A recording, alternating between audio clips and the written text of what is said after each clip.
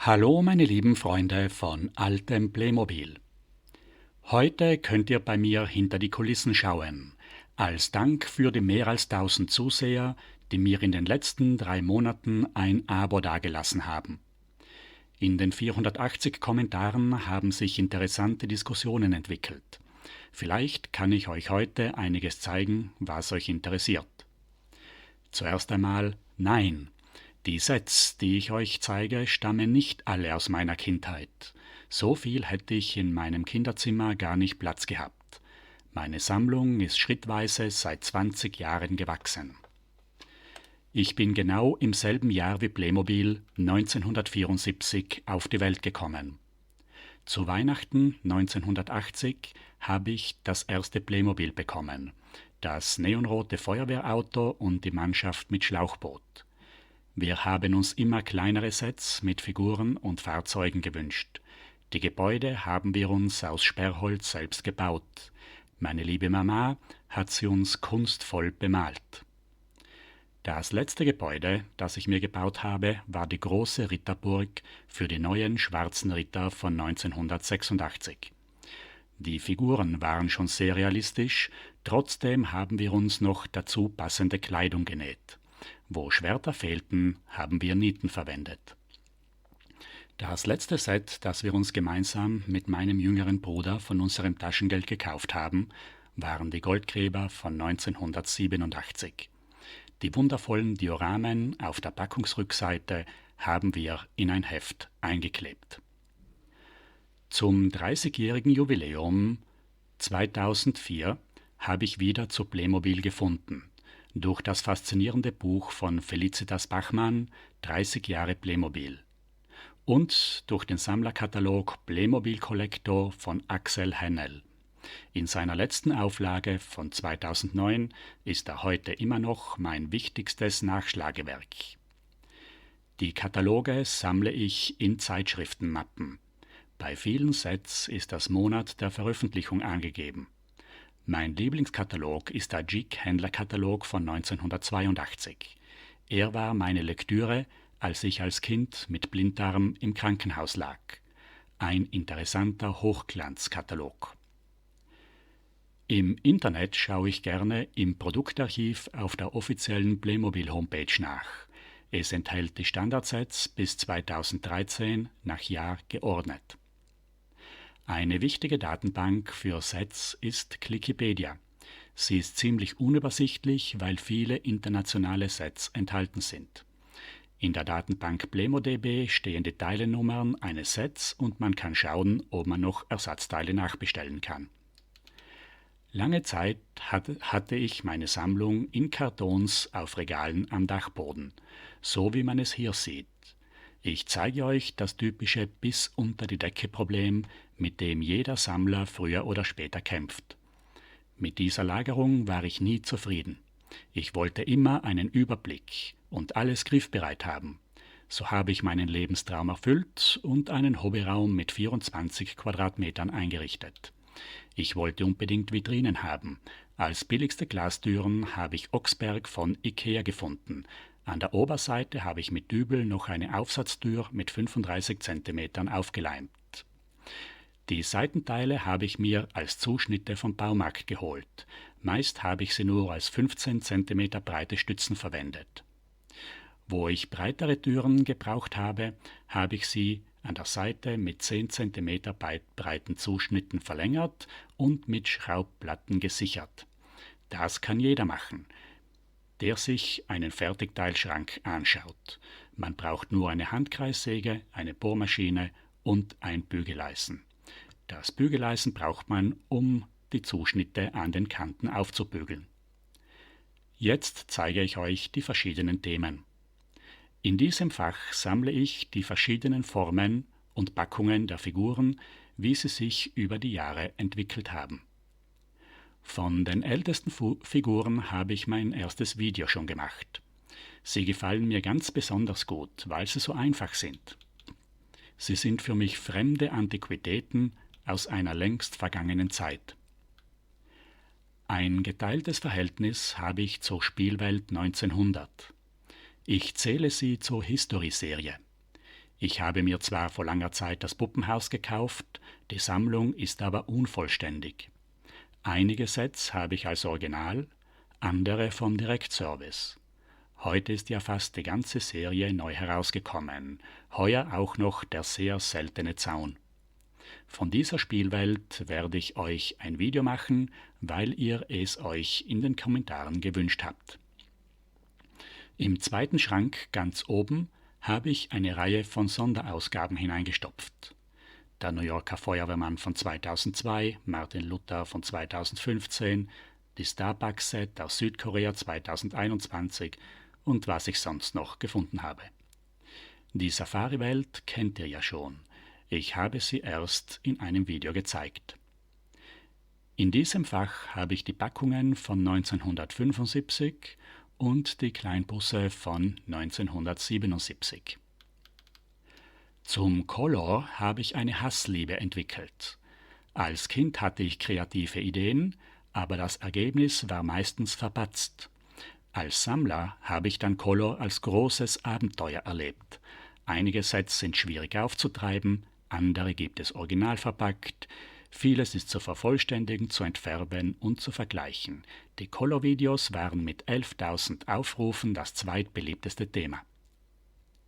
Ebenfalls bereits gesehen habt ihr die Boote im Hafen mit dem Fischkutter Susanne, Kajütboot, Segelboot, Surfer, Polizeiboot, Ausflugsboot, Sportboot. Die alte Westernstadt von 1976 ist wegen den vielen unterschiedlichen Gebäuden und dem Alter ein persönlicher Favorit von mir. Schlecht ausgestattet bin ich nur bei den Indianern. Über die Jahre haben mich die History-Themen besonders fasziniert. Es beginnt eigentlich bei den Dinosauriern. Die Steinzeit habe ich mir 2011 im Geschäft neu gekauft und sofort ausgepackt. So fasziniert war ich davon. Die Ägypter sind zweimal herausgekommen. Hier habe ich mir einen Tempel für die Griechen gebaut. Rechts sehen wir die Römer und in der Mitte die Wikinger. Ich habe die Geschichte niemals als Abfolge von Kriegen gesehen. Aber ich habe hier auch noch den Kaiser Franz Josef und den Kaiser Wilhelm als Figuren gebaut. Eine große Unordnung habe ich hier beim Bauernhof und beim Pferdehof. Ihr bekommt noch eine ganze Menge zu sehen, in Fachwerk und in System X. Zum Bauernhof zähle ich auch die Almhütten. Ganz hinten sieht man den Wintersport, das wird wohl ein eigenes Video werden. Den Weltraum habe ich euch erst in der vergangenen Woche gezeigt. Die große und die kleine Raumstation, die neueste noch nie ausgepackt. Ein sehr schönes Thema ist die neue Stecksystem Ritterburg von 1993. Ein reichhaltiges Thema mit 2 Burgen, Felsenturm, Burgbelagerung, Turnier, Räuber. Schwanenritter und Drachen machen bereits die Überleitung in die Fantasy-Welt. Bis heute sehr beliebt ist das Western von 1987. Kleinere Sets habe ich ja noch als Original aus meiner Kindheit. Vor 15 Jahren, als die Preise niedrig waren, habe ich zufällig die großartige Steaming Mary bekommen. Den dazugehörigen Bahnhof habe ich dann im Direktservice 2015 erhalten. Die Figuren sind ziemlich schwer zu bekommen. In den untersten Fächern habe ich die schweren System X-Gebäude. Das ist bereits außerhalb meines Sammelgebietes, aber ich habe viel gebaut. Die Tankstellen, Feuerwehr, Polizei, Wohnhaus, Flughafen, Bahnhof.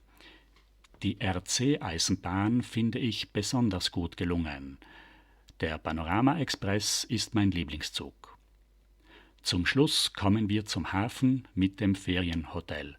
Ich werde das alles irgendwie und irgendwann zeigen. Die elektrische Eisenbahn habt ihr vor 3 Wochen gesehen. Sie ist großartig und ich schätze sie als das dritterfolgreichste Video ein. Es war für mich ein schönes Spielerlebnis, alles aufzubauen. In diesem Fach habe ich im Eckbereich auf 80 cm 4 Zirkusmanegen untergebracht. Diese Clowns von 86 habe ich mir inzwischen neu gekauft, ebenfalls den neuen Elefanten von 88. Mit 13.000 Aufrufen war die Mittelalterstadt im Stecksystem das erfolgreichste meiner bisherigen 15 Videos. Die Fachwerkhäuser sind zu Recht bis heute sehr beliebt, obwohl sie auch Macken haben. Dazu werde ich noch später etwas zeigen. Wir sind jedenfalls froh, dass wir bis heute noch alle Ersatzteile von den Fachwerkhäusern bekommen. Im letzten Schrank haben wir ganz oben das Märchenschloss. Ich habe es hier in der Originalpackung von 98. Es ist ja 2020 nochmal ganz originalgetreu herausgekommen. Für mich ist das eindeutig ein orientalisches Schloss. Deshalb passt auch die Prinzenfamilie und der fliegende Teppich besser hinein als unsere Barocktafelrunde und das Königspaar. Aus diesem Fach muss ich noch den Wohnwagen für das Campingvideo in dieser Woche herausnehmen. Motorsport wird ein eigenes Video werden, den Zoo zähle ich zu den Kindersets. Für die Feuerwehr und Rettung habe ich noch eigene Videos geplant. Dort kommt auch wieder das Krankenhaus. Dazu kommen dann noch die Hubschrauber. Die Lastwagen und die Autos habe ich in einem eigenen Video gezeigt, das auch besonders gut angekommen ist. Bei den Piraten hat es in den 70er Jahren nicht besonders viel gegeben. Ich habe die Aristokraten und die Garde. Von den neuen Piraten ab 1990 habe ich nichts mehr gesammelt. Wenn ich mir die Piraten anschaue, muss ich an den großartigen Seemarschall Rotrock denken. Schaut euch seine wunderbaren Projekte an, ich werde ihn unten in der Beschreibung verlinken. Von den neuen Lizenzthemen habe ich die Ghostbusters ausgepackt. Obwohl sie nichts mit meinem Sammelgebiet zu tun haben, werde ich sie euch gerne zeigen, weil ich sie sehr gut gelungen finde und sie waren für mich eine neue Hoffnung für Playmobil. Von den restlichen Lizenzen werde ich euch gar nichts zeigen, weil ich keinen Platz zum Auspacken habe. Ich habe mir davon einzelne Stücke gekauft, die mich interessiert haben. Die Lizenzen haben ja 2014 mit der Porsche-Serie begonnen. Die Enterprise ist ja jetzt seit langem schon mit 50% Rabatt im Angebot. Knight Rider finde ich gut gelungen. Ich persönlich warte noch auf den Sierra Grande von Colt Sievers. Es gibt regelmäßig interessante Rabatte. Wenn euch etwas gefällt, greift zu, kombiniert es mit anderem Playmobil und macht etwas daraus. Die Auswahl war noch nie so groß wie heute. Die Playmobil-Figuren gefallen mir sehr gut, weil sie ideal für Rollenspiele sind. Sie stehen bei jedem Set im Mittelpunkt und haben bis heute ihr bezauberndes Lächeln nicht verloren. Natürlich haben sich die Figuren bis heute geändert, mit Drehhänden, Bedruckung, Schuhen und mit neuem Körper. Ein Dioramenbauer kann wohl alte Figuren vor 1990 nicht mehr verwenden. Es können aber alle Zubehörteile beliebig ausgetauscht werden, wenn es Sinn macht. Im Hintergrund habe ich ein Fachwerkhaus stehen. Die Fachwerkhäuser sind zu Recht beliebt, aber kein ganz perfektes System. Die Fenster gab es nur an der Vorderseite. Wenn man in die Länge baut, fehlen im ersten Stock die Fensterelemente. Es gibt nur einen Mauerverbinder, der nicht hineinpasst. Die Dachkonstruktion ist relativ kompliziert und an der Seite des Dachbereiches kann man nichts anbauen. Genau zum 50. Geburtstag von Playmobil, am 2. Februar 2024, habe ich mein Handy aus der Tasche gezogen und begonnen, meine Sammlung zu filmen. Die Videos sind für mich die ideale Möglichkeit, meine Sammlung zu dokumentieren und aufzubereiten. Ich bin kein YouTuber, wenn ihr mit meinen verwackelten Videos zufrieden seid, werde ich euch noch eine Reihe weitere Videos zeigen. Ich bedanke mich nochmals herzlich, ich wünsche euch eine schöne Woche, es würde mich freuen, wenn wir uns am nächsten Freitag wiedersehen.